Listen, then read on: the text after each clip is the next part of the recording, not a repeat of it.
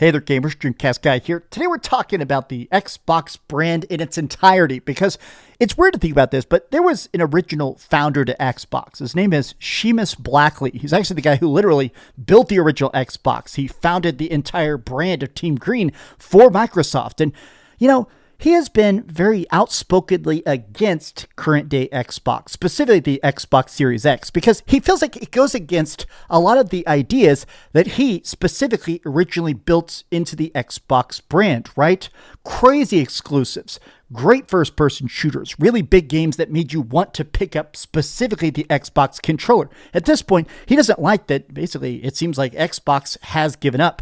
Well, he just did an interview with Games Radar that is pissing off the internet badly, where he is saying the new CEO, the firing of Phil Spencer and Sarah Bond and bringing in of Asha Sharma, this was not done by accident.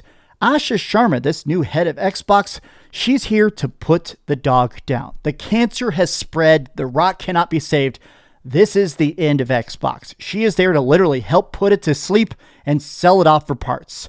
And people are upset about his opinion, but let's dig into it. And some of his quotes, I think, are very, very wise, even if this is just his 2 cents. I hope you're having a great day. If you could please give this video a like and subscribe if you haven't already. Now, let's just be clear about 2 things going into this real quick.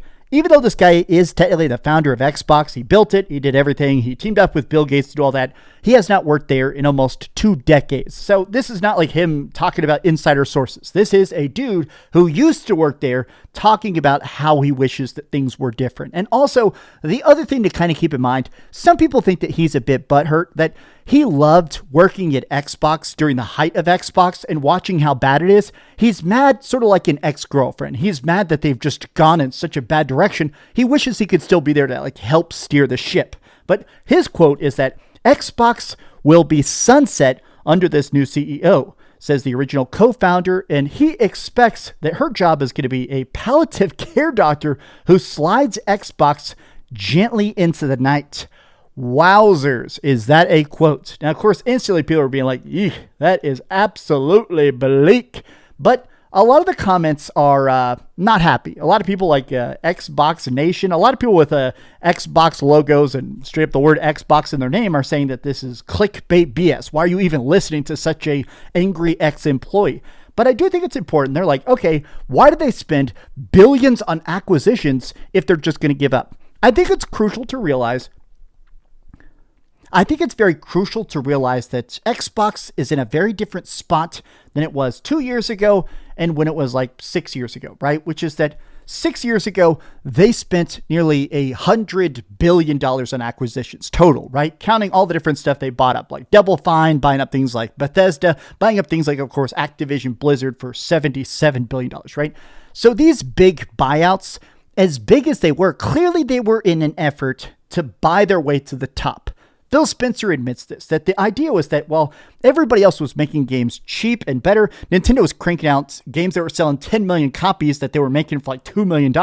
And while, places like Insomniac were making a bunch of bangers in a row that were winning awards for PlayStation, clearly the idea was, let's buy games, only put them on Xbox, and make people have that FOMO, make them want to pick up this controller specifically. And over time, that just didn't work out. In the last 2 years, Xbox has gone fully third party. They're just so obsessed with trying to recoup the cost, they don't really care about that bottom line. It's no longer about the exclusives. It's more about, keeping it just afloat, right? Now, people are making a lot of memes about Asha Sharma, that she's the Terminator. Her job here is to basically just flatline the last of the fan base and basically get anything out of it, right? Now, some people are also making great memes of me. Look at this. You know what? Yes, my face does look like that, but my neck ain't that fat. Look how fat they made me look. Oh, that's mean. That's mean. Okay, next up. Now, this entire article is filled with some completely insane quotes, if we're being honest, but I wanted to take a couple that people have sort of clipped out here because they are just, this dude went off. But I think that this first quote here is maybe the most important, which he really kind of highlights the fact that we're now very much in the AI bubble where companies are just trying to invest as many billions, hundreds of billions, or sometimes even in the case, trillions of dollars into the idea of AI because it gets you investment. And unfortunately, investment, that is more valuable than just raw profit. And to a lot of these companies right now, if it's like, all right, I can make $2 billion in profit by making a bunch of great Xbox games, right? Maybe $10 billion in profit if I crank out some true bangers and they sell like crazy, or I can scrap all of this and put $10 billion more into AI investment, which will boost up the stock price $100 billion. These companies, they're no longer focused on the product, on the output, on the creative aspects. It's literally just, hey, how can I bump up the idea of the company more than the company itself? So he's basically saying that this is not what she's here to do. She's not here. They didn't hire her to make Xbox great. They hired her to basically make it as cheap as possible. So hopefully some of it is savable while they become a purely AI company. It would have been shocking if there had been somebody in there in a meaningful role who is passionate about games, passionate about the creator-driven business of games, because it would be a direct conflict with everything else Microsoft is doing. Yikes. That again is a hell of a quote, essentially saying that Microsoft at this point is so anti-art, they're so anti-passion, they're so anti that creator-driven business model, which is a very unique model. I mean, trying to basically, with a lot of games, with a lot of art, it is about sort of not caring as much about what you get back. Like, obviously, things need to make money. We all need to eat. Studios got to be somewhere. Art takes time to render and stuff. I understand that. But a lot of times, when it comes to these projects, it's that fine line of, okay, how daring and creative can we be? How weird can we be and still be in the green? And it just seems like Microsoft doesn't want to do that math. They don't want to fund interesting, weird stuff. They want to fund AI art. They want to fund safe, recycled slop. Even if Asha Sharma is trying to claim she's not going to make any slop, she is definitely going to be churning out slop literally within months, right? Microsoft is a company that is now about enabling its customers by enabling AI to drive things. Miranda reiterated, that's at odds with the amateur model of any art, but specifically of games. Managing the beast so that he could continue to try to do the right things for gamers until finally they just wore him out. Buckley described Spencer like that, and I have to respect the fact that clearly the dude tried. I think I have a lot of problems with Phil Spencer's big giant swing for the fences. My big problem with Phil Spencer is that he lied. Phil Spencer clearly lied all the time. He had to just constantly look into the camera and say, yes, Game Pass is extremely profitable. Yes, we're completely happy with the current state of Xbox. Yes, we're glad that these games aren't selling. The amount of times they would look into the camera and be like, yes, Hi-Fi Rush is a giant success, and then shut the studio down 6 months later. Phil Spencer, even if he had the best frame of mind, even if he really did want to make the best games with the most general freedom to the creators, at the end of the day, those lies, those bad budgets, something somewhere slipped up enough that whether it was Phil Spencer's fault or Satya Nadella, the CEO of Microsoft, somebody somewhere screwed things up in a way that could not be fixed. Now, a lot of people are going through all these quotes because there's a bunch. There is one that really stuck out to me that nobody's really clipping. I think this might be the best of all his quotes. I imagine asking somebody if it makes sense to put a major motion picture studio in the hands of somebody who didn't like movies, or a major record label in the hands of somebody who's never seen a live show.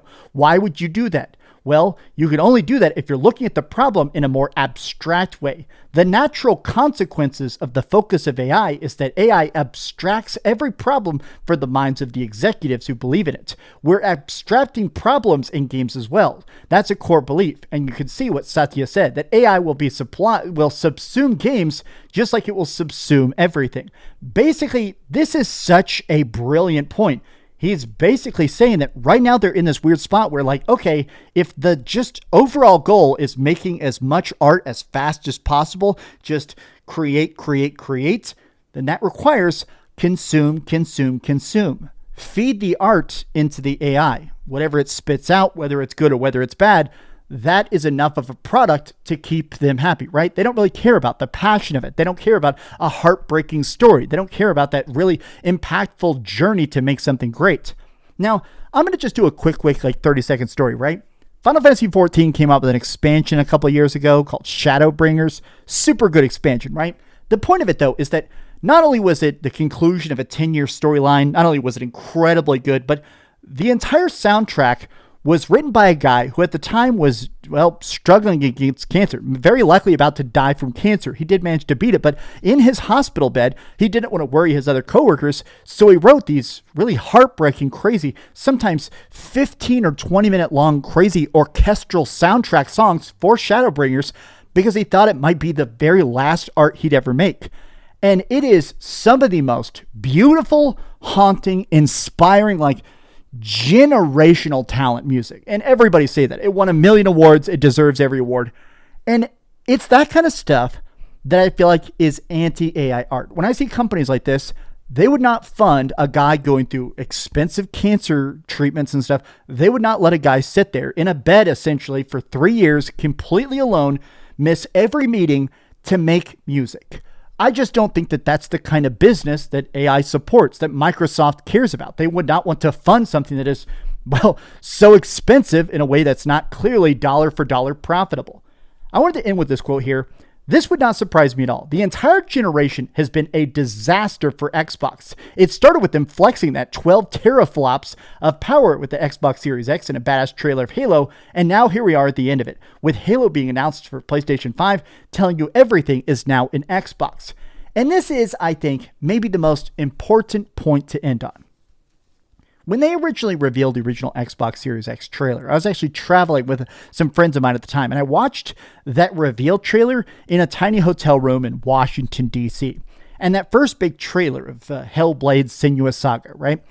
Something about that, seeing this next-gen graphics, seeing this cinematic experience that seemed so impossible on current-gen tech, seeing the first of next-gen, it was so cool.